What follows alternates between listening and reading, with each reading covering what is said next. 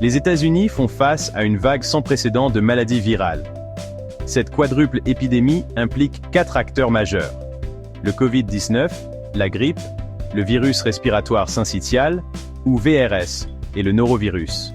Ces virus, chacun avec des symptômes et des modes de transmission uniques, convergent simultanément, posant une menace significative pour la santé publique.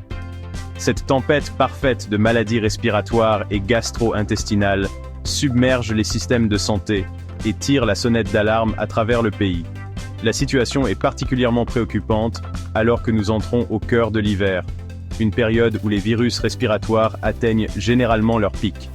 La confluence de ces 4 virus crée une situation idéale pour une infection généralisée, en particulier parmi les populations vulnérables telles que les jeunes enfants, les personnes âgées et les personnes dont le système immunitaire est affaibli. La vague actuelle souligne l'importance de comprendre ces virus, leur impact potentiel et les mesures que nous pouvons prendre pour nous protéger et protéger nos communautés. Abonnez-vous à notre chaîne pour rester informé des dernières nouvelles de santé publique et des conseils pour vous protéger.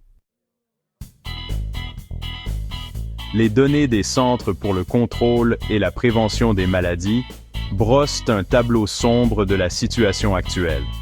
Les cas de Covid-19, bien qu'inférieurs à ceux de l'année dernière, augmentent régulièrement, alimentés par de nouveaux variants et une immunité déclinante. La grippe, qui avait une présence relativement discrète ces dernières années, est revenue en force. Le VRS, un virus respiratoire courant, qui provoque généralement des symptômes légers, semblables à ceux du rhume, touche particulièrement durement les jeunes enfants cette année. Le norovirus, un virus intestinal très contagieux, est également en augmentation, provoquant des épidémies généralisées dans les écoles et les établissements de santé. Les CDC rapportent que les visites aux urgences pour des maladies respiratoires sont à leur plus haut niveau depuis une décennie.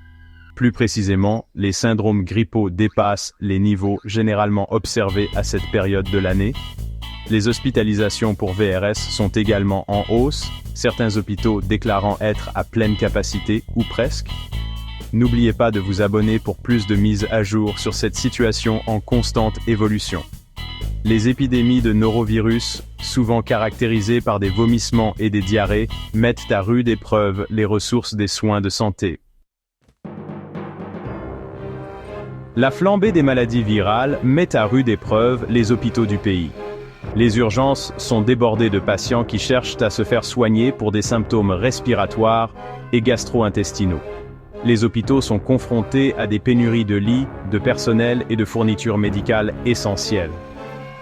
La situation est exacerbée par une pénurie de personnel soignant, dont beaucoup sont épuisés et quittent la profession après des années de lutte contre la pandémie de Covid-19.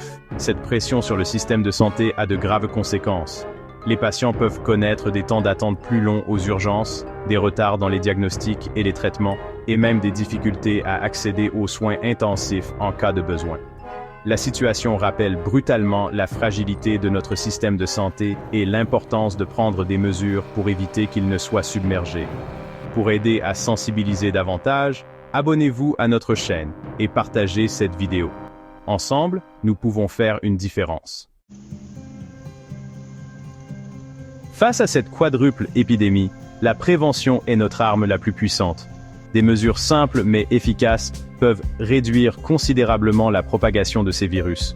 Il s'agit notamment de se laver les mains fréquemment, de se couvrir la bouche et le nez lorsqu'on tousse ou éternue, de rester chez soi lorsqu'on est malade et de se faire vacciner contre la grippe et le Covid-19.